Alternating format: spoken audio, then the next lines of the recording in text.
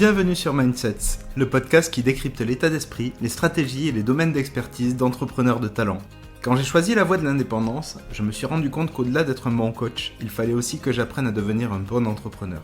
Je suis Loïc et toutes les semaines, je recevrai des potes entrepreneurs qui ont déjà fait un bout de chemin, qui ont développé une vision business et une expertise forte et qui ont réussi à se faire un nom.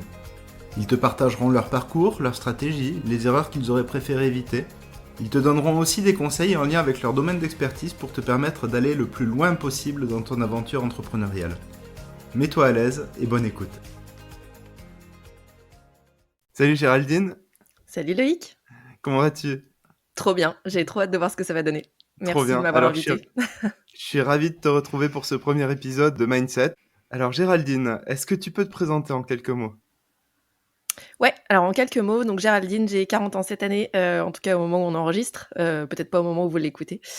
J'habite à Lyon et je suis dans la vie Tetris Master, c'est-à-dire que j'accompagne différentes typologies de boîtes sur de l'optimisation, que ce soit de l'optimisation de temps, de process, d'énergie et donc d'argent aussi. Et donc je travaille autant avec des grands groupes sur leur organisation, leur structuration, qu'avec des plus petits, c'est-à-dire des solos ou des indépendants. Trop bien. Et t'as toujours fait ça ? J'ai fait ça avec des grands groupes pendant longtemps, oui. Et de manière générale, je pense que c'est mon ADN. Je suis plutôt structurée, j'aime l'organisation, tout ça, donc c'est moi en fait. Donc oui, j'ai toujours fait ça dans la vie en général et dans ma vie pro en particulier, ouais. Et qu'est-ce qui a été le point de bascule justement pour toi pour que tu te lances en indépendante ? J'ai passé donc plus de quasiment 15 ans dans un très grand groupe dans lequel j'ai évolué. Je suis montée les fameux échelons au fil de l'eau.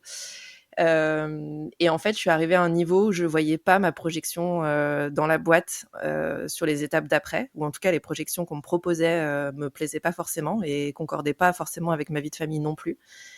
Et donc, je me suis dit que je savais toujours pas ce que je voulais faire quand je serais grande, mais que j'allais m'y pencher. Donc, j'ai fait un bilan de compétences. Et le bilan de compétences m'a fait ressortir des choses que j'avais un peu en tête au début de mon parcours pro, mais notamment l'entrepreneuriat, qui étaient ressorties de ma tête. Et donc, je me suis dit, OK, c'est peut-être le moment, avant les 40 ans, justement, c'est une pré-crise de la quarantaine. C'est peut-être le moment de tester, en fait, ce que j'ai envie de tester et ce que j'ai au fond de moi de vas-y, expérimente, joue. Donc j'ai commencé à me dire, OK, mon premier input et ma première idée, en fait, la vision d'entrepreneur du départ, c'était juste pouvoir faire à ma sauce, être libre, choisir mes clients. Voilà. Cool. Ça répond exactement à la question d'après, justement. Est-ce que tu te souviens de la vision, de la mission de départ ? Et Ouais. ça a pris quelle forme, du coup, quand tu t'es lancé ? Alors vraiment, la vision de départ, c'était déjà quitter le salariat et aller découvrir en fait un autre monde, parce que je me suis rendu compte pendant mon bilan de compétences, j'ai échangé pas mal avec des indépendants et je me suis dit mais en fait il y a tout un monde que je ne connais pas, qui vit en parallèle, voilà, et que je n'ai jamais côtoyé, voilà. Et donc je me suis dit déjà je veux aller découvrir ce monde-là, je veux voir ce que c'est, voir les impacts en fait que ça a. Mais ce qui m'attirait comme beaucoup, hein, c'était la liberté d'avoir du temps pour la famille, du temps pour moi, la liberté de travailler avec qui je voulais, comme je voulais. Donc au départ, c'était vraiment ça, cet esprit de liberté et de découverte. Et je me suis vraiment lancée en me disant, bon, je démissionne pour création d'entreprise, donc j'ai 2 ans de chômage, hein, clairement. J'ai 2 ans pour jouer. Et dans ma tête, en fait, j'avais 24 mois et ma boîte avait quelque part 24 mois aussi de durée, quoi. C'est-à-dire, je me suis lancée en voyant pas beaucoup plus loin que ces 24 mois. C'est rigolo. Ça m'a fait exactement la même chose, justement. Au moment de me lancer, un plan social qui tombe, tiens, j'ai 24 mois. Bon, Ouais, allons-y, on retrousse les manches. Au pire, il n'y a rien à perdre. c'est ça, exactement. Donc, c'est vraiment cette idée de se dire, bon, j'ai 24 mois pour jouer, pour explorer, et pour aller voir si, en effet, il y a de la liberté de ce côté-là, dans ce monde-là. Et donc, c'est vrai, enfin, la vision de départ, c'est ça, hein, il y avait rien de beaucoup plus net que ça. Et j'y suis allée quand même. Et du coup, c'est hyper intéressant cette notion d'exploration parce que ça m'amène à la question suivante. Justement, si tu devais comparer ton parcours à un début de livre, à une série, à un jeu vidéo ou autre, ça serait quoi ? C'est une bonne question. Pour moi, c'est plus sur des jeux de plateau, tu vois, mais ça ressemblerait peut-être plus à un Carcassonne pour ceux qui connaissent, c'est-à-dire, en gros, tu poses des tuiles au fur et à mesure et tu construis un peu ton «royaume» entre guillemets au fur et à mesure et c'est ça qui va te faire, avoir des points. C'est-à-dire que tu as pas forcément de visibilité au démarrage de qu'est-ce que ça va donner et c'est quoi la destination. Mais en fonction de ce que tu trouves au fil de l'eau, ça construit quelque part un chemin et c'est ça qui va faire que tu vas partir à gauche ou à droite, voilà. Et en fait, je pense que ça résume assez bien mon parcours jusque-là et la manière dont je fonctionne. C'est-à-dire que pour le coup, moi, j'ai pas de phare ultra loin et de choses ultra nettes de je voudrais que ça se passe comme ça ou je voudrais avoir ça dans tant de temps. Moi, ce qui m'amuse, c'est vraiment le chemin, le parcours, et d'où l'exploration, en fait. C'est le fait d'aller essayer des choses, de me vautrer parfois, mais de me laisser aussi virevolter un peu à droite à gauche sur les choses qui m'intéressent sur le moment et de voir où ça m'amène. D'ailleurs, ma mère m'appelle Bougeotte, c'est pas pour rien. Et je pense que c'est vraiment cette logique d'aller vers un sujet, de dire ah tiens ce sujet-là m'intéresse là maintenant, je creuse et puis après de passer à un autre sujet, etc. Sans forcément, ouais, encore une fois, avoir de destination très nette, quoi. Trop cool. Aujourd'hui, si tu visualises ton plateau, il ressemble à quoi? Ça part un peu dans tous D'accord. les sens, vu de l'extérieur, peut-être.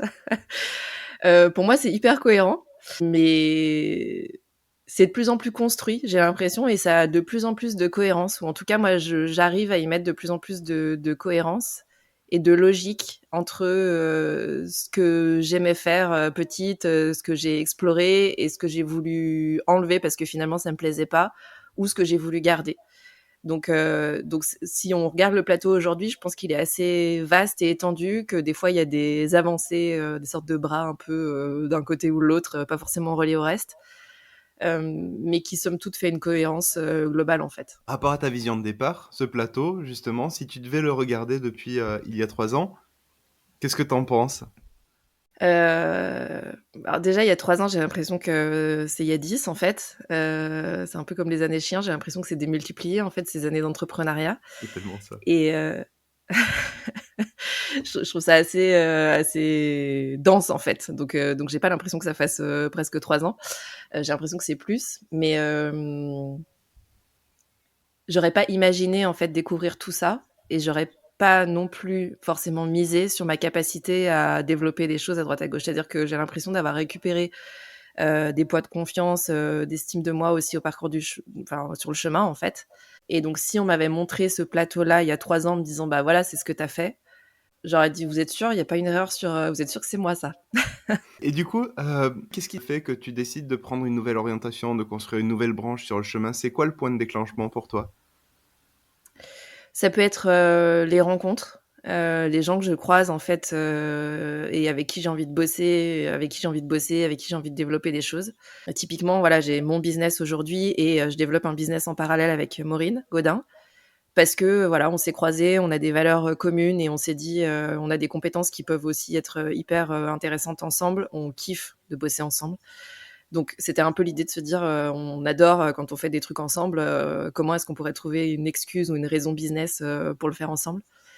Donc typiquement, ça peut être des rencontres. Ça peut être aussi des choses que je vais lire ou des formations que je vais voir passer où je vais me dire ah ouais, ça peut être intéressant en fait de soit d'aller sur des choses que je ne connais absolument pas, des thématiques que je ne connais pas et où je me dis j'ai envie de développer cette thématique-là. Et typiquement, le podcast a pu être ça à un moment de me dire je connais pas le podcast, mais j'aime cette idée en fait d'aller interviewer des gens, de creuser et de passer par le canal voix. Donc c'était totalement inconnu pour moi, mais ça m'attirait en fait, sans raison forcément très nette à ce moment-là, mais voilà. Soit je me dis que c'est des besoins pour mon business et que donc j'ai besoin de monter en compétences et donc je vais aller chercher soit des personnes, soit des ressources, des accompagnements, des coachings qui vont me permettre de passer au niveau supérieur si on reste dans l'univers du jeu. Donc la découverte, l'exploration, la construction ou parfois le besoin. Ouais. Justement, comment tu arrives à écouter, ces intuitions, ces envies, d'aller explorer, d'aller découvrir de nouvelles choses? Alors je peux avoir beaucoup d'envie, d'aller explorer et c'est vraiment, vraiment beaucoup, parfois trop, même souvent trop. Et en fait, c'est aussi à ça que me sert le fait d'être structuré, d'être organisé. C'est-à-dire que ça me sert à mettre un cadre en fait, et à pas me cramer. à pas partir dans tous les sens parce que c'est ma nature. Je reviens un bougeotte, mais voilà, c'est vraiment moi et ma capacité de pouvoir sauter et avoir envie d'aller d'un sujet à l'autre tout le temps.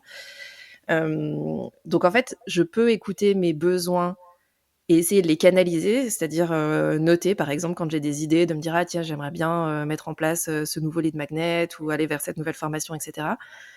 Maintenant, je sais que plutôt que d'y aller tout de suite et de manière impulsive, c'est mieux pour moi de les canaliser, de noter toutes ces idées très florissantes, parfois oui, parfois non, quelque part, et d'y revenir après coup. Parce que je me rends compte aussi qu'il y a des idées qui sont très bonnes à 5 heures du mat dans ma tête, et en fait 2 semaines après, plus du tout. Donc je me laisse aussi le temps de poser, de redescendre un peu, parfois aussi, et de pas être que dans l'émotionnel, l'excitation du moment, de me dire ah mais ça c'est génial, j'ai trop envie de creuser ce sujet-là et tout ça. Oui, peut-être, et peut-être qu'en effet je vais le creuser, mais je me mets aussi des garde-fous parce que je sais que je peux partir dans tous les sens et que en fait ça va être contre-productif pour moi. Ça va me faire perdre beaucoup de temps, beaucoup d'énergie, parfois de l'argent aussi, et qu'au final ça va pas faire avancer forcément dans le sens que j'avais décidé. Donc c'est un mélange entre, oui, de l'intuition, mais aussi de la canalisation, de l'autocanalisation. Je sais pas si ça existe le terme, mais voilà. Et en même temps, ça rassure mon cerveau de me dire c'est centralisé quelque part, donc c'est pas oublié, c'est pas mis de côté.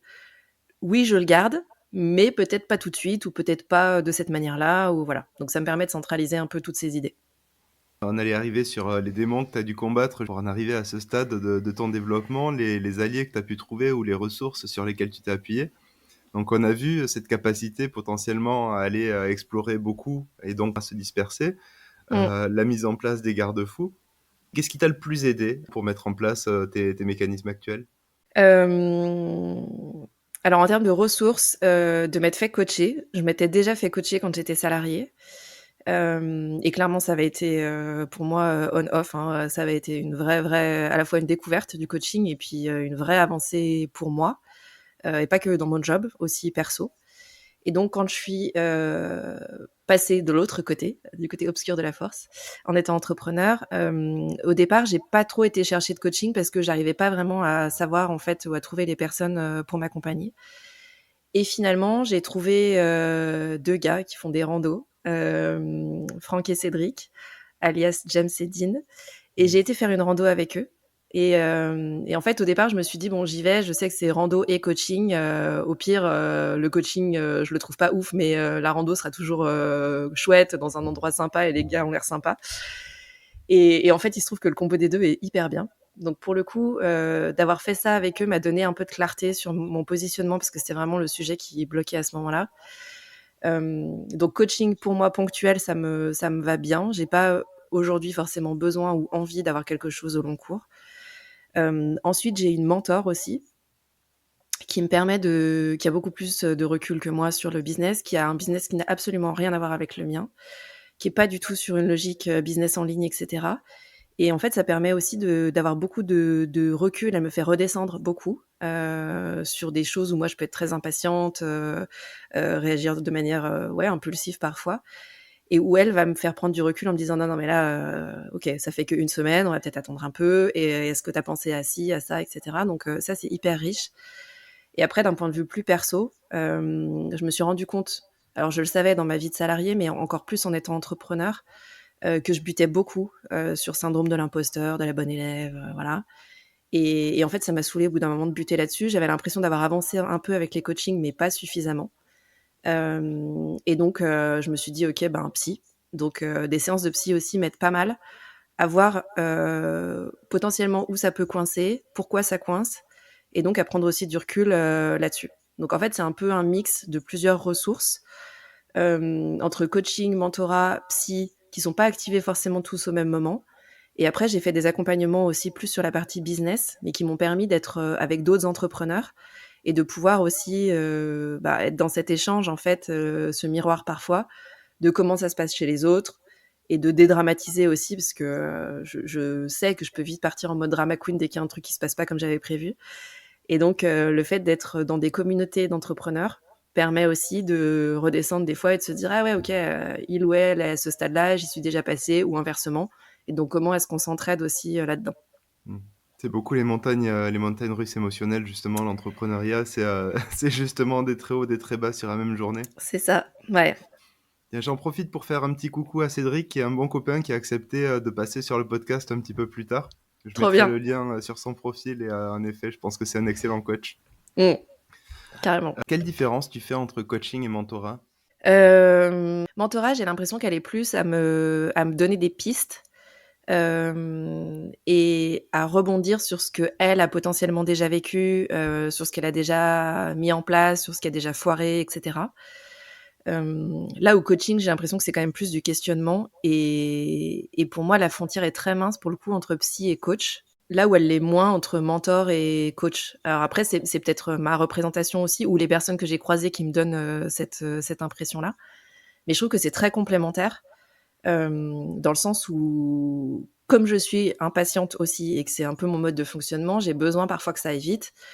Et des fois, le coaching et le fait de me poser des questions me fait du bien. Et des fois, je suis juste en mode, non, mais là, j'ai envie qu'on me dise, même si c'est pas forcément la réponse qui va marcher pour moi, mais j'ai besoin ou envie d'entendre aussi des solutions. Et donc, en fait, le mix entre du questionnement qui, moi, va peut-être me permettre d'ouvrir d'autres portes, mais que j'avais pas forcément envie ou prévu d'ouvrir à ce moment-là, et le mentorat, où j'arrive avec une problématique et où elle va me dire, bah, t'as essayé A, B, C, D, E. Finalement, je trouve ça assez complémentaire et ça répond pas forcément aux mêmes besoins ou ça fait pas travailler les mêmes choses. Parfois oui, parfois non. C'est-à-dire que je peux passer sur des thématiques identiques en coaching ou en mentorat, mais ça va pas forcément m'apporter les mêmes choses. Je suis pas sûre que ce soit ultra clair dit comme ça, mais Clairement. En tout cas, j'ai l'impression d'avoir compris. Parmi les livres que tu as lus sur le sujet, sur l'entrepreneuriat, est-ce qu'il y en a un qui t'a marqué particulièrement? Il y a eu un avant-après? alors j'aime bien Simon Sinek de manière générale. Et je me rappelle plus exactement le titre du bouquin, mais en gros, je crois que c'est The Infinite Game, qui explique qu'il n'y a pas de... Et ça rejoint un peu l'idée de tout à l'heure, je partais avec l'idée que mon business allait durer 24 mois et qu'il n'y avait pas trop d'après. Et en fait, j'ai eu une prise de conscience quand même en cours de route, alors notamment à l'approche des 24 mois, qu'il n'y avait pas de date de fin en fait. Et donc il y a des moments où je me retrouvais un peu dans cette course à me dire faut absolument que je fasse ça d'ici la fin de l'année, d'ici l'été, d'ici la rentrée, etc. avec des sortes de dates de fin illimitées. Et en fait, je me suis rendu compte qu'il n'y avait pas forcément de ligne d'arrivée quoi. Et donc ce bouquin m'a vraiment, je l'avais lu quand j'étais salariée et déjà m'avait marqué à ce moment-là. Mais je trouve qu'il a une double résonance en étant entrepreneur. Parce que des fois, on se dit, il faut absolument que voilà, je le fasse avant ci, avant ça. Et finalement, il y a peut-être pas autant d'urgence à faire les choses. Parfois oui, mais parfois non. À faire les choses en imaginant ouais, qu'il y a une date limite de consommation en fait. Yes. Aujourd'hui, si tu devais regarder un petit peu en arrière et donner trois conseils à la toi d'il y a trois ans en année civile. Bonne question. Je pense que le premier, ce serait vas-y, fonce. Et parfois, te pose pas trop de questions. Fais d'abord et réfléchis après, peut-être. Parce que je me rends compte qu'il y a beaucoup de fois où j'étais beaucoup dans la théorisation de il faudrait faire dans ce sens-là, et regarde telle formation ou sur tel site, etc. On te dit qu'il faut faire dans tel sens. Donc, retour au syndrome de la bonne élève, hein, mais finalement, je me rends compte que les choses qui m'ont le plus fait avancer, c'est les choses où j'y suis allée quand même, en me disant, bon, bah, ok, j'ai pas toutes les cartes, mais tant pis, j'y vais et on verra ce que ça donne. Donc, je dirais ça. Entoure-toi bien. Parce que voilà, les gens que je garde aujourd'hui, après 3 ans, qui sont autour, sont pas forcément très nombreux, mais par contre, sont vraiment extrêmement j'allais dire utile et j'aime pas le mot au sens ça sert à quelque chose, mais ils sont présents et j'espère être présente pour eux aussi. Sur cette logique de miroir, d'échange, de faire redescendre, de bon, ça va, on n'est pas chirurgien cardio-thoracique non plus, donc tout va bien, quoi. Donc je dirais ça. Et le dernier point sur la confiance, quoi. De me dire, peut-être que tu n'auras pas toujours confiance, mais c'est aussi en faisant que ça va t'amener des points quelque part de confiance. Donc ça rejoint un peu le premier sujet de vas-y fonce et tu verras après. Mais ouais, je dirais sur cet aspect de confiance, des fois, essaye de débrancher sur est-ce que tu es capable de, est-ce que tu vas réussir à, vas-y, et puis regarde après coup en te disant bon bah je l'ai fait et ça va, j'ai toujours ma tête, tout va bien quoi. Yes. Mieux vaut fait que parfait. Mais je Ouais, pense que c'est un retour qu'on va avoir pas mal sur les prochains épisodes, justement, sur cette capacité à débrancher le cerveau, se demander si c'est bien pour qui, c'est bien pour quelle raison, c'est bien selon ouais, quels critères. De toute façon, ça sera toujours pas bien pour quelqu'un. c'est Et du ça. coup, cette capacité de se lancer, de tester Mmh. et d'accepter de prendre des non, des refus, des rejets. Mais je pense que c'est le déclic qui fait que pour certains, il y a cette capacité à se dire, bon, je le fais, et puis après, on voit ce qui se passe. Ouais, C'est d'ailleurs comme clairement. ça que j'avais fait, je me souviens, mes premiers webinaires sur le syndrome de l'imposteur, où je m'étais dit, bon ben, je vais l'annoncer, et j'avais tapé le message quasiment les yeux fermés pour pas voir ce que j'étais en train de faire, et puis je m'étais dit, bon ben, maintenant que je l'ai annoncé et que j'ai des invités, bah, il va falloir que je le prépare. Mais en fait, se Ouais, dire, ok, on l'annonce avant, on le fait après, ça c'est une stratégie que j'avais trouvée justement pour pas me poser la question, d'attendre le bon moment, le fait qu'il soit parfait, pour pouvoir ouais. le lancer. Et je trouve que c'est une bonne méthode quand, moi je sais que je marche beaucoup à la responsabilité. C'est-à-dire que si je dis quelque chose, il faut que je le fasse. Et donc, une fois que je l'ai dit, c'est comme toi, tu vois, sur ton live, tu peux pas revenir en arrière, en fait. En tout cas, moi, c'est quelque chose qui pour moi est compliqué. Si j'ai dit à d'autres personnes que j'allais le faire, si c'est que dans ma tête, c'est différent. Mais si je l'ai dit, que je l'ai verbalisé et que je me suis engagée, je peux pas revenir en arrière, en fait. Et donc, je l'ai fait pas mal sur des interventions dans des pépinières, par exemple. C'est-à-dire que j'ai été chercher des pépinières. Moi, je suis sur Lyon, en me disant que je faisais pas mal d'interventions en ligne et que c'était ballot parce que c'était possible aussi en physique et que c'était sympa de voir les gens en vrai. Et donc, je l'ai fait beaucoup à aller chercher des pépinières, à prendre des contacts, etc. Et puis, en fait, j'ai pas tellement réalisé jusqu'à ce que j'ai une date qu'on me dise, OK, ben, t'interviens 2 heures, tel jour, devant 15 startups. Et à ce moment-là, j'ai réalisé en me disant, waouh, en fait, ça y est, c'est maintenant là. Et ben, comme je l'avais dit et que j'avais validé cette date-là, j'y suis allée en fait. Et après coup, je me suis dit, heureusement que, en effet, j'avais débranché et que j'y suis allée quand même. Parce que ben, mon cerveau trouvait plein de bonnes raisons de pas le faire, hein, enfin voilà, pas légitime, mais quitter pour aller leur parler, et puis de toute façon, ce que tu vas leur dire, ils le savent déjà, etc. Donc bon, j'avais plein de scénarios qui m'expliquaient que c'était une mauvaise idée d'y aller. Mais comme je m'étais déjà engagée et que pour moi, c'est une valeur importante, le fait de m'être engagée auprès de ces personnes, et ben du coup, j'y suis allée quand même. Donc clairement, ça se vérifie. Et d'un côté plus perso, je l'ai fait aussi l'année dernière parce que je prends des cours de chant. Et premier cours l'année dernière, la prof dit ben voilà, c'est quoi vos objectifs cette année? Et dès le premier cours, je lui dis bah moi l'objectif c'est de monter sur scène. Et je lui ai dit je te le dis maintenant parce que je sais qu'au moment où ça va être le cas, je vais flipper et je vais dire non mais alors cette date là je peux pas, etc. machin. Et je lui dis voilà je te le dis parce que maintenant que je te l'ai dit en fait quand tu vas me dire c'est cette date là le concert, bah, je pourrais plus reculer. Et je l'ai fait comme ça. Se faire Toi c'est tirer pas les bon oreilles, signe. alors que Mm. ça va être toute ta capacité à maîtriser aussi, à décider, à prendre l'initiative sur une action qui va t'offrir d'ailleurs plus de liberté en général, mais du coup, cette capacité à assumer les échecs comme les réussites. Ouais. Aujourd'hui, les clients qui viennent te voir, ton activité du moment, ça tourne autour de quel type de demande? Il y a 2 typologies qui sont complètement opposées, et ça me va bien dans cette logique d'exploration que j'expliquais tout à l'heure. Soit c'est des freelances ou des solopreneurs qui ont voulu se lancer eux aussi pour être libres et qui se rendent compte que, bah, ils ont du mal à prioriser, que l'agenda se remplit avec beaucoup de choses et qu'ils se retrouvent à se cramer ou à pas être loin de se cramer. Donc ils ont du mal à savoir dans quel ordre prendre les choses, à avoir du temps pour eux alors que c'était ce qu'ils étaient venus chercher. Et donc ils ont du mal aussi à structurer leur business. Ça, c'est une première typologie. Et l'autre typologie, c'est plutôt des gros groupes qui ont des gros projets. Et à l'intérieur des projets, en fait, ils ont besoin d'avoir des gens qui fluidifient. Ils ont besoin d'avoir quelqu'un qui les aide à structurer à la fois le projet quand c'est au démarrage et ensuite à accompagner les équipes. Donc, c'est-à-dire être plus dans une logique d'écoute, d'empathie, d'accompagnement managérial, et de facilitation de manière générale du projet auprès des gens. Et donc le trait commun entre ces 2 typologies qui a priori n'ont rien à voir, c'est à la fois la structuration mais surtout la facilitation, le fait de rendre le chemin facile, de simplifier, sans rendre le truc, débile, mais, de simplifier au sens, en faire le moins possible pour que ce soit le plus efficace possible. C'est quoi le meilleur conseil que tu peux donner à un freelance? Tu sais que 95% du temps ou plus, il va marcher. Alors je sais pas s'il y en a un parce que Je bosse assez au sur-mesure, en fait, et à beaucoup d'écoute, avant de pouvoir avancer sur, l'option, ça peut être ci ou ça. Mais de manière générale, je me rends compte que ce soit des solopreneurs, des freelances ou des gros groupes, justement, cette partie de quel est le besoin est pas forcément toujours très claire. Et donc, on se précipite souvent sur des solutions de ah bah tiens, je vais mettre en place ça et ça et ça, et qui sont des solutions pansements et qui peut-être peuvent porter des fruits à court terme, mais pas forcément à long terme ou pas être les plus efficaces.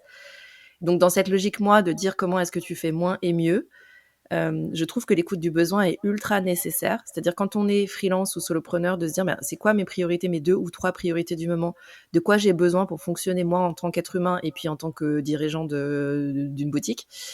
Et c'est vrai aussi sur les gros groupes, de quels sont les besoins en fait, qu'on veut, atteindre, vers quoi est-ce qu'on veut aller. C'est pas toujours très clair non plus pour les équipes et donc les efforts qui sont mis ne sont pas toujours dans le bon sens. Donc pour moi, ce serait peut-être cette logique de, hem qu'est-ce que tu veux vraiment?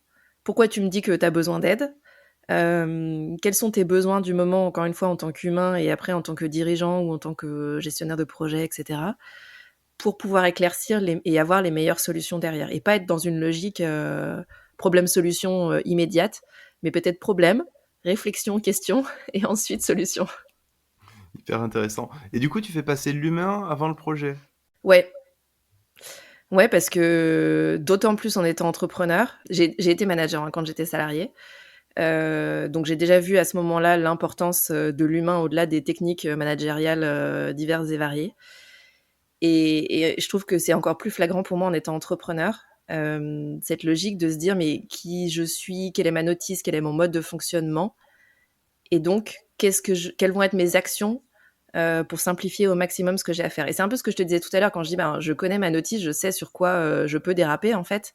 Et donc quelque part les actions, que je vais mettre en place, les process que je vais mettre en place, c'est pour m'éviter de déraper. Et donc pour moi, c'est pareil dans un projet ou qu'on soit solopreneur ou dans un grand groupe, et cetera.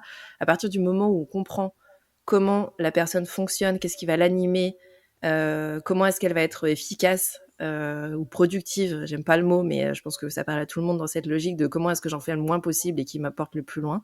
On peut, pour moi, parler de méthode, de gestion de projet, de méthode de plein de trucs, mais c'est quand même l'humain qui va driver. Et pour moi, l'exemple de ça, c'est que, a priori, je suis Géraldine tous les jours. Et il y a des jours où j'arrive à bosser 1 heure et demie, et ça va être mon max de la journée. Et après, je sais que si je continue, je vais forcer et ça va être une cata. Et il y a d'autres jours où je peux faire 3-4 heures de flow non-stop et lever le nez en me disant waouh, ça fait 4 heures et je ne m'en suis pas rendu compte.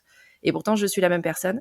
C'est juste qu'il y a des jours ou des angles d'attaque sans doute, ou des énergies du moment, j'en sais rien, qui font que je vais être hyper efficace. Et pour autant, je vais utiliser les mêmes méthodes de travail tous les jours.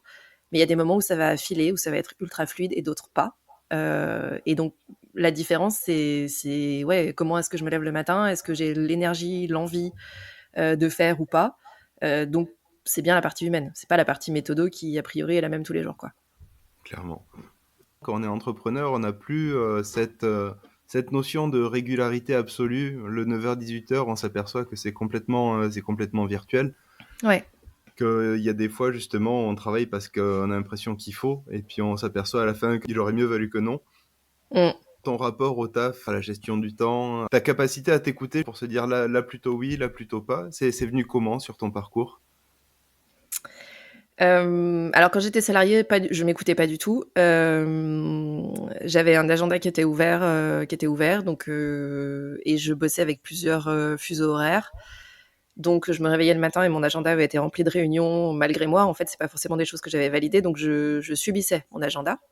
Il y a des choses que j'avais validées moi, mais pas que. Je subissais mon adresse mail aussi parce que je me couchais le soir, ma boîte mail était vide et je me réveillais le matin et j'avais 20 mails des États-Unis qui étaient tombés parce que c'était le jour et pas moi. Donc clairement, cet aspect organisation perso, de comment est-ce que je gère mon temps, mon organisation, en étant salariée, j'en avais absolument pas. J'essayais de reprendre un contrôle là-dessus, mais la réalité, c'est que j'en avais pas.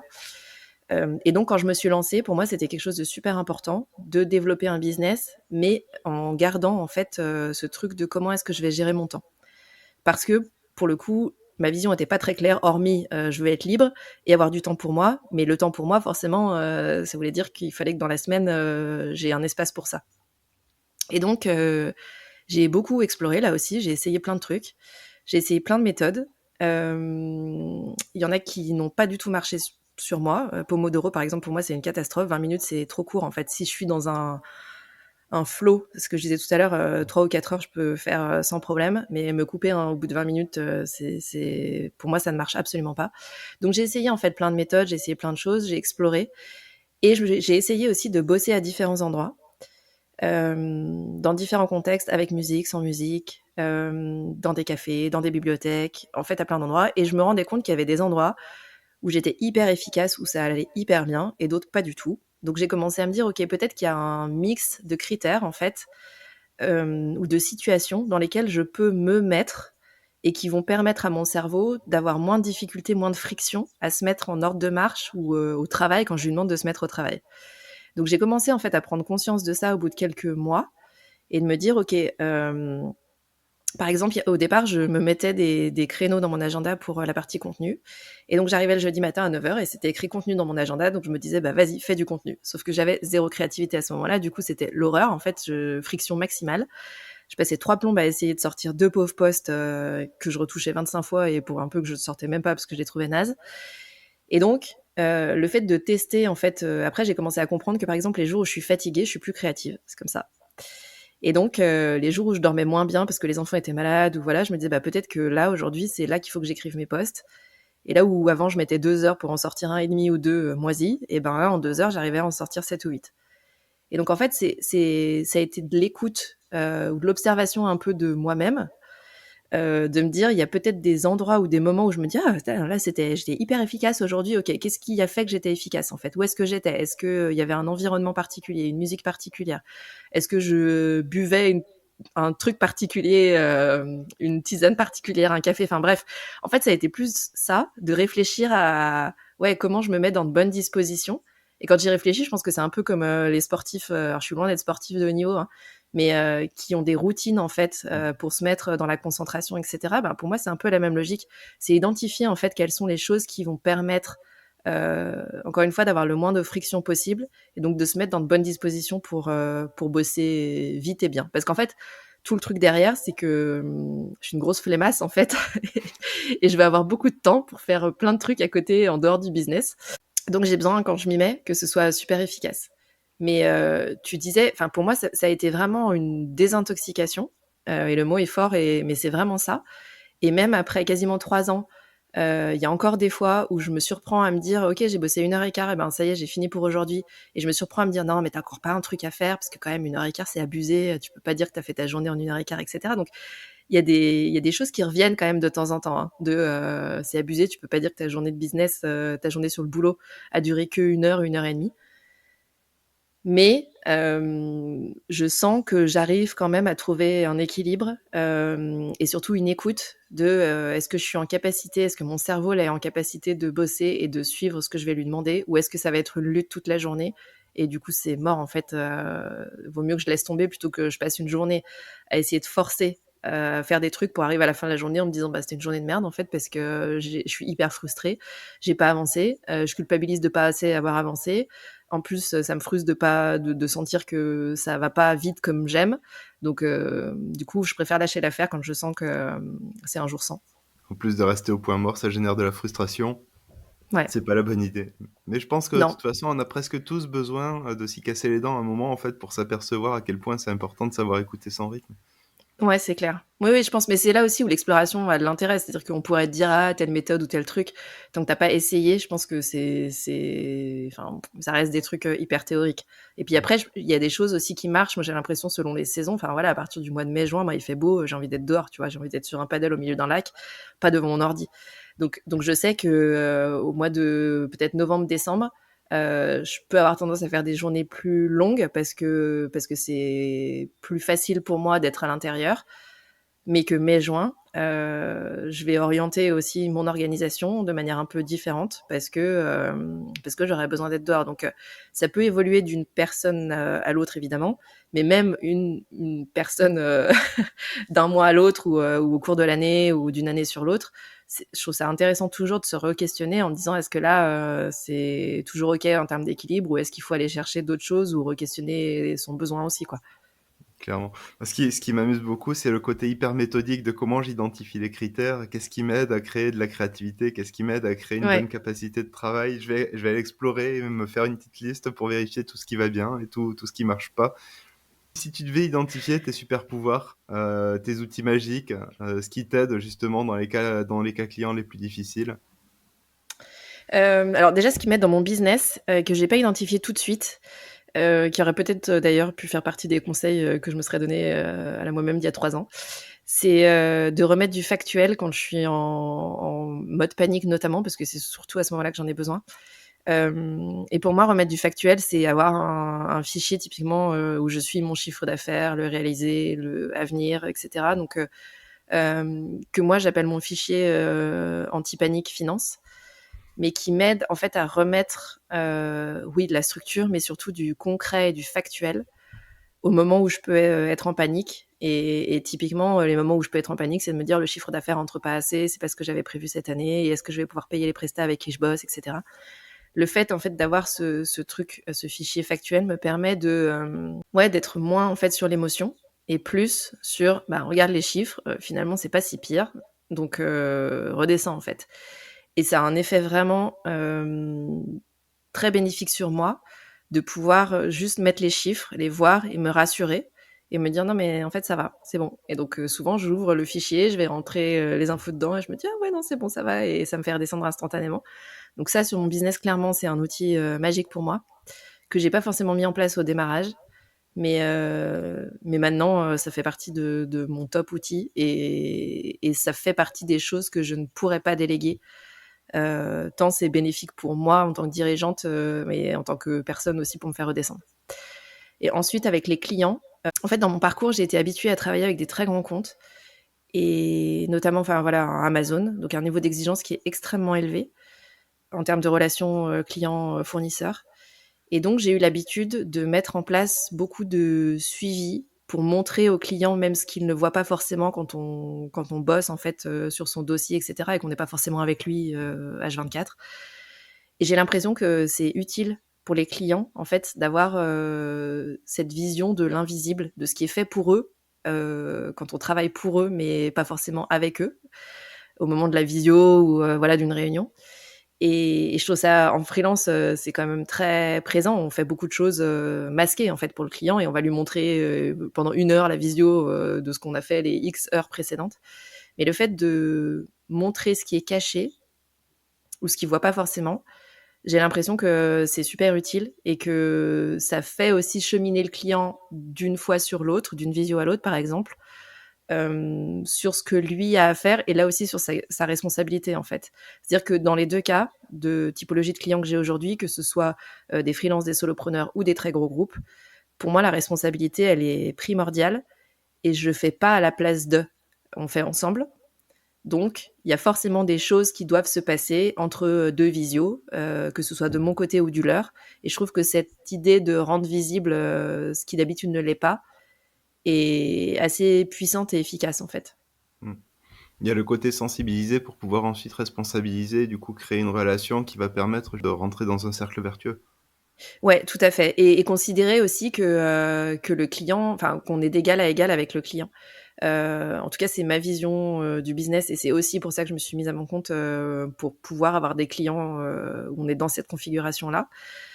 Si je sens qu'il y a une logique un peu hiérarchique, je m'échappe parce que c'est pas absolument pas ce que je cherche. Mais je me rends compte en discutant avec pas mal de freelance qu'il y a aussi encore cette idée que c'est le fameux le client est roi en fait. Et donc je peux pas dire à mon client tel ou tel truc. Je peux pas, ce que tu disais, le sensibiliser. Je peux pas faire de pédagogie. C'est quand même lui qui va driver, etc. Moi, je crois pas et en tout cas, c'est pas ce que je mets en place, au quotidien et au contraire, je trouve que le fait de cadrer notamment un client au démarrage et de lui expliquer: «Bah, voilà comment ça va se passer. Moi, j'ai l'habitude de gérer de telle ou telle manière.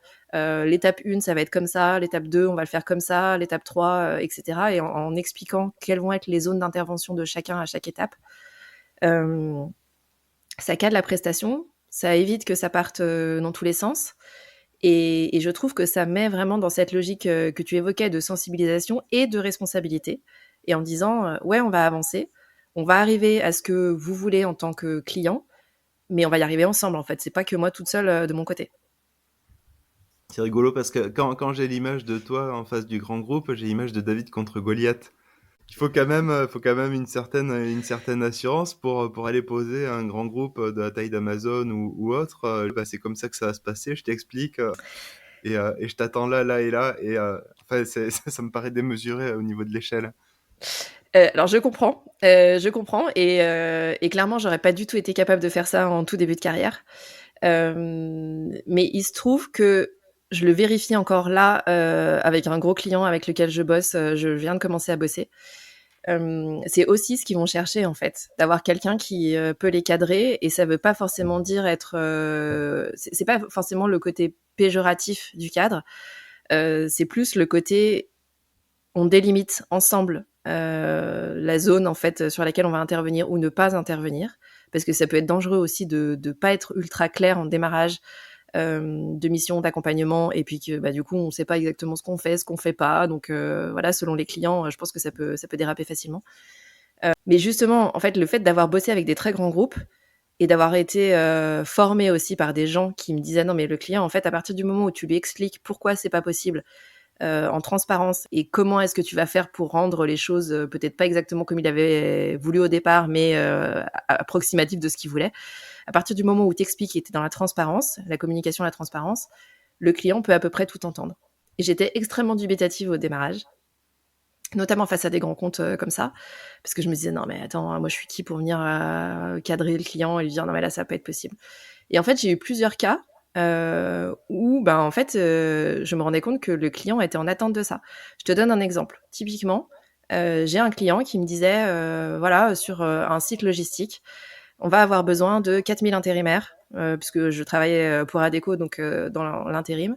On va avoir besoin de 4000 intérimaires sur Q4, donc fin d'année, gros pic, évidemment, etc. Et ok, ben, très bien. Côté Adecco, l'idée, c'est de réfléchir à comment est-ce qu'on recrute ces 4000 intérimaires.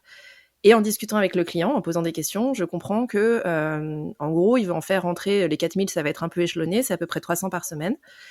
Et quand il fait rentrer 300 par semaine, un intérimaire en logistique, il a besoin d'une scanette pour aller chercher les produits en fait qui ensuite vont être expédiés. Et donc il me dit que tous les lundis, il va en faire rentrer 300. Je lui dis ok, super, on discute et je lui dis mais des scanettes, vous en avez combien en fait sur le site? Et il en avait 150. Et je lui dis ok, donc vous avez 150 scanettes, vous voulez faire rentrer 300 intérimaires et comment ça se passe en fait? Ils se les partagent, ils font je sais pas, chacun tient une partie de la scanette, comment ça tourne en fait? Et en fait, il m'a regardé en me disant punaise, mais en fait, moi, j'ai juste calculé sur des prévisionnels de ce qu'on avait fait l'année dernière, sur de la data science, tout ce que tu veux, combien de colis on allait sortir et donc combien de gens il nous fallait pour sortir ces colis-là. Mais il avait juste pas été jusqu'au bout du truc. Et donc, honnêtement, quand je lui ai sorti ça en lui disant, ok, donc en fait, comment ça se passe pour les scanettes, ils vont se les partager, j'étais pas méga sûre de moi. Je me suis dit, tu vas sur un terrain quand même, t'y connais rien en logistique, t'es juste en train de confronter le general manager du site, donc bon, c'est des gens quand même, voilà, qui sont ouverts à la discussion, mais bon, qui sont quand même haut placés. Et franchement, il m'a dit mais merci en fait parce que là on allait dans le mur, ça allait pas du tout, donc on a repensé tout le process pour faire autrement et pour que ben du coup ce soit logique. Mais tu vois, c'est un très bon exemple de oui, c'est un gros client, mais ça veut pas dire que il a forcément les réponses à tout. Et justement, je pense que ils viennent aussi chercher des gens qui ont l'expérience de cette typologie de projet, de sujet, etc., pour leur dire, ben, justement, l'œil naïf, les questions qui parfois peuvent paraître très néophytes, etc., peuvent permettre de mettre le doigt sur un truc qui avait juste pas été soulevé et qui est juste primordial pour la mission ou l'accompagnement. Clairement, il y a une forme de mentorat d'ailleurs là derrière. Ben c'est ça et je trouve ça intéressant et tu viens de le dire, c'est un peu de mentorat.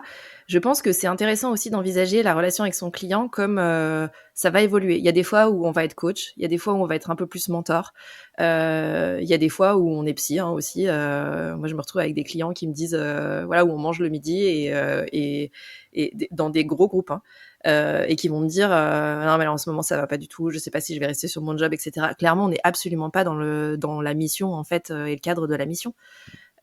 Pour autant, voilà, on échange sur le business au quotidien et donc des fois il y a des choses où ça va évoluer et où quelque part la posture va évoluer aussi. Je pense que tu pourrais en parler mieux que moi. Mais je trouve ça intéressant aussi. Pour autant, pour moi, ça reste toujours dans une logique de respect et de responsabilité et justement le cadre permet ça aussi. Pour moi, c'est un cadre d'autonomie. Et les deux mots sont pas du tout opposés. C'est vraiment de délimiter le champ du terrain de jeu. Et ensuite, à l'intérieur, il peut se passer plein de trucs. Mais par contre, pour moi, la délimitation est ultra nécessaire pour tout le monde. Yes. C'est hyper intéressant cette notion de savoir jongler entre les casquettes, justement, entre les postures. On le retrouve beaucoup, surtout chez les coachs qui débutent, sur ouais, mais ça je peux pas traiter, ça c'est de la thérapie, ça c'est plutôt de la formation, là c'est du conseil, là c'est du mentoring, ah là c'est du coaching, ça je peux. Mais Ouais. finalement, se limiter à ce qu'on peut faire en fonction de la posture, en fait, les postures, ça se développe aussi. Faut bien délimiter ce qu'on voit en école pour avoir une certification spécifique de Mm. finalement ce dont notre client a besoin et ce qui va nous permettre d'entretenir une bonne relation avec lui, de lui apporter de la valeur et donc être à l'aise aussi au fur et à mesure avec le fait de jongler entre les différentes casquettes qu'on va être amené à porter en sachant à chaque moment ce qu'on fait, histoire de pouvoir garder la maîtrise aussi sur le cadre dont tu parlais. Ouais, absolument. Et pour moi, c'est ça. Enfin, le cadre, c'est aussi de dire au démarrage, euh, moi, quelles que soient les typologies de clients, je leur dis, je ne suis pas coach, je ne suis pas coach certifié. J'ai été coachée, je sais ce que c'est le travail, et ce n'est clairement pas le mien. Et je veux pas enfin, je sais la différence. Donc, je le dis systématiquement, en transparence.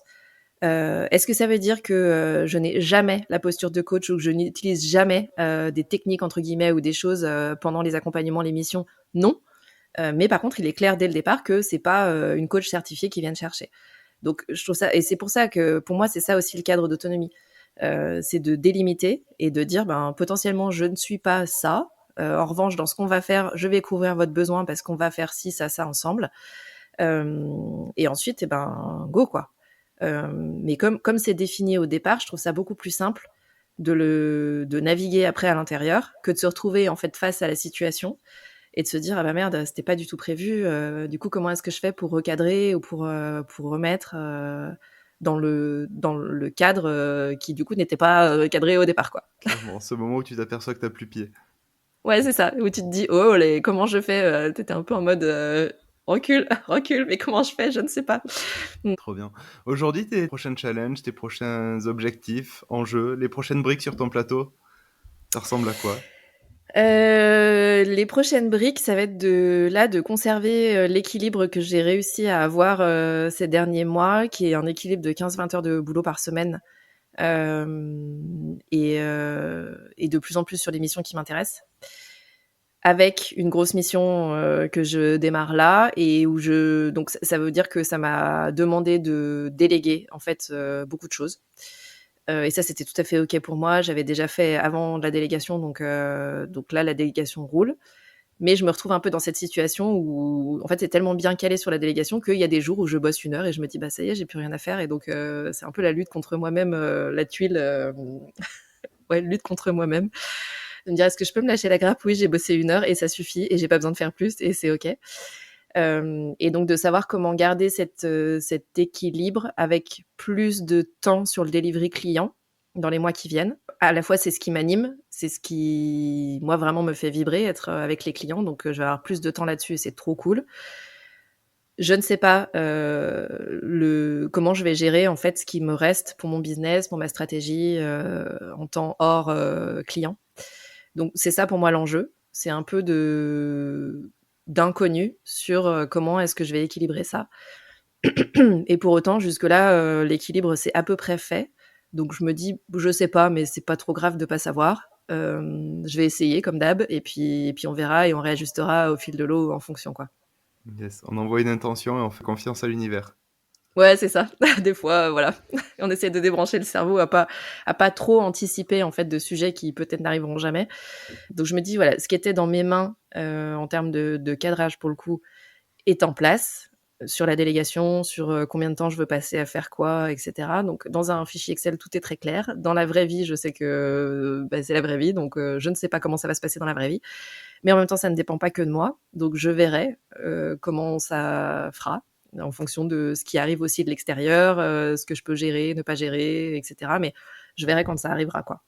Tiens, super intéressant la question de la délégation. Qu'est-ce qui t'a amené à déléguer la première fois? De quelle manière tu l'as fait? Alors, la toute première fois, ça a été vraiment, je pense que j'avais 3-4 mois à peu près de recul sur ma boîte. Ce qui m'a amené à déléguer, c'est que je me suis rendu compte de tout ce que je ne savais pas faire ou pas bien faire.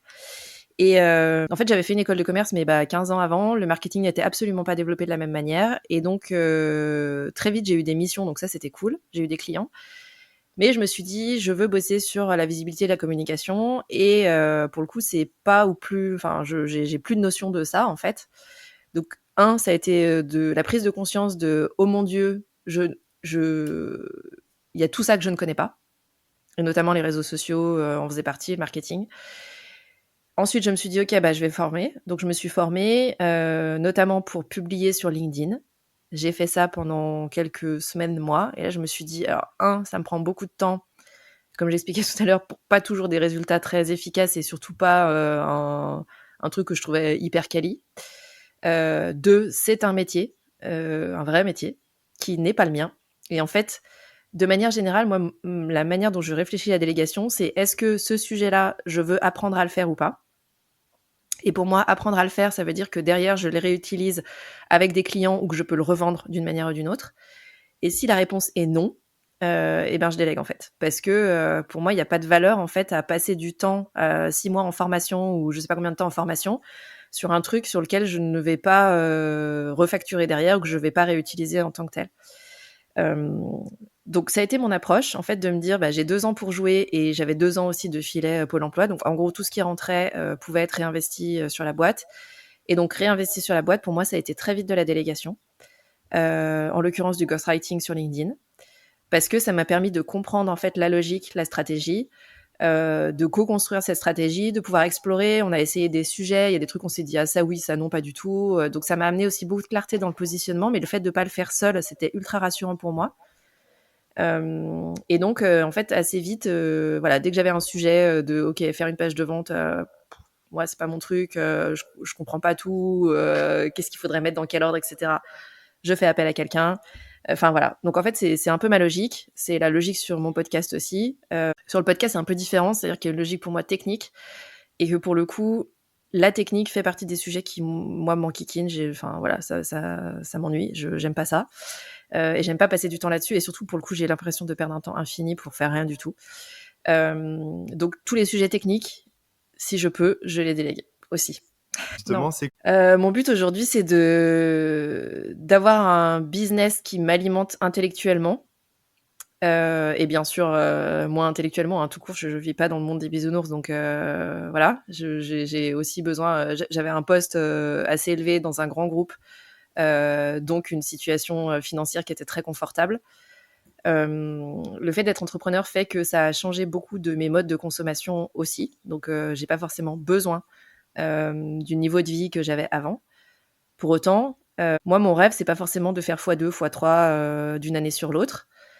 C'est d'avoir quelque chose qui, encore une fois, me permette intellectuellement d'avancer, donc de kiffer, de bosser avec des clients où je me dis là le sujet a l'air hyper intéressant, ou ça a l'air d'être un gros bordel chez le client, il faudrait ranger, structurer, et donc là intellectuellement ça m'intéresse et ça m'attire, ou des personnes que je trouve vraiment inspirantes avec qui j'ai envie de bosser.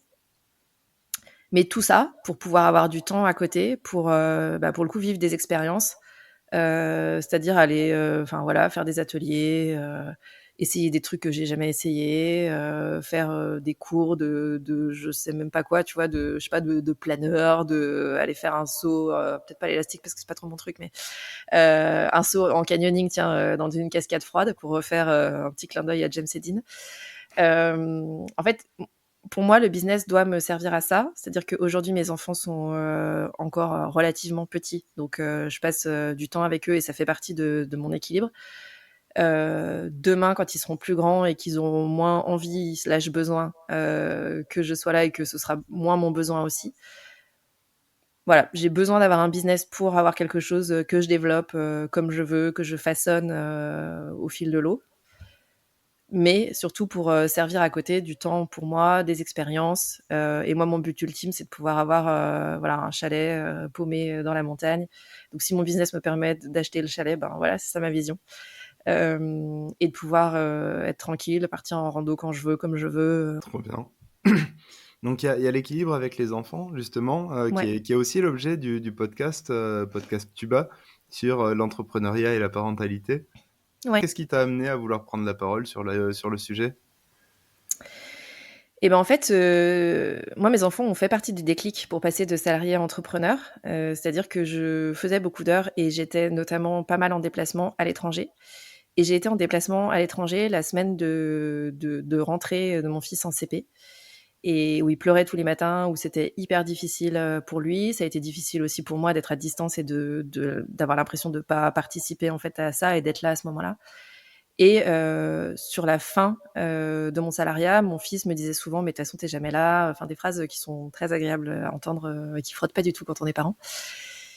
Et donc je dirais pas que j'ai entrepris pour mes enfants, mais ça a fait partie de l'équation, en fait, à un moment de me dire: «Mais j'ai aussi envie d'être là, de participer aux sorties et cetera». Et donc quand je me suis lancée, j'avais beaucoup de gens qui me disaient: «Mais OK, tu vas lancer un business, tu es prête à faire 90 heures par semaine parce que c'est ce qu'il faut faire quand on lance un business et puis avec les enfants, comment tu vas gérer et cetera». Et donc en fait, les enfants devenaient, dans les discussions, un critère d'incompatibilité avec l'entrepreneuriat. Et moi, c'est pas comme ça que je le vis, en fait. Bien sûr qu'il y a des jours où je prévois 4 heures de flow et où ma fille est malade, elle va pas à l'école et où du coup, ben, je peux dire au revoir à mes 4 heures de deep work, que je ferai le lendemain ou le surlendemain ou voilà. Donc, bien sûr qu'il y a des contraintes, en ayant des enfants et que je suis pas, j'ai pas la vingtaine chez mes parents à pas me soucier de faire les courses, la lessive, et cetera. Mais c'est aussi un drive énorme pour moi d'avoir les enfants et de leur montrer quelque part que, on peut changer de vie pro aussi en cours de route, qu'on peut aussi se questionner à 40 balais sur finalement qu'est-ce que j'ai envie de faire, avec qui j'ai envie de bosser, comment, etc. Et donc, pour moi, c'était un sujet important en fait à mettre en avant parce que j'avais aussi beaucoup d'entrepreneurs avec qui j'échangeais qui n'avaient pas d'enfants et qui me disaient: oh là là, bah, quand on vous entend parler d'entreprendre avec des enfants, franchement, ça donne pas envie, quoi. Et en fait, moi, j'entends aussi beaucoup, c'est un driver pour plein de gens, le fait d'avoir des enfants. Donc, je voulais rééquilibrer un peu ça. Et j'avais l'impression qu'on n'entendait pas beaucoup parler ou moi, je lisais pas beaucoup de choses là-dessus. Je voyais pas beaucoup de rôle modèle en fait sur ce sujet-là. Donc oui, j'ai décidé de dédier la saison 1 de Tuba à la parentalité et l'entrepreneuriat pour avoir un prétexte en fait pour aller poser des questions aux parents qui gèrent les deux et de leur dire ben voilà quand est-ce que c'est facile, quand est-ce que ça l'est moins, comment est-ce que tu relèves tes challenges par rapport à ça.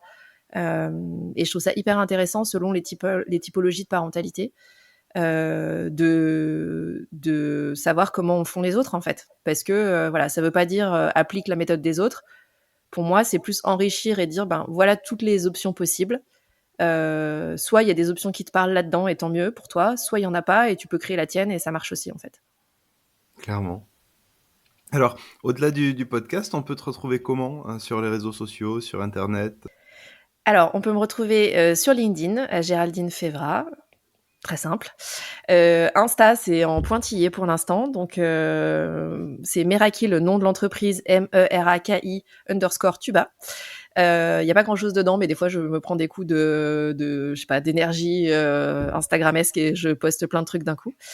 Et il y a une chaîne Tuba, notamment sur YouTube, pour pouvoir suivre et voir en vidéo les épisodes enregistrés ou des parties, les meilleurs moments des épisodes.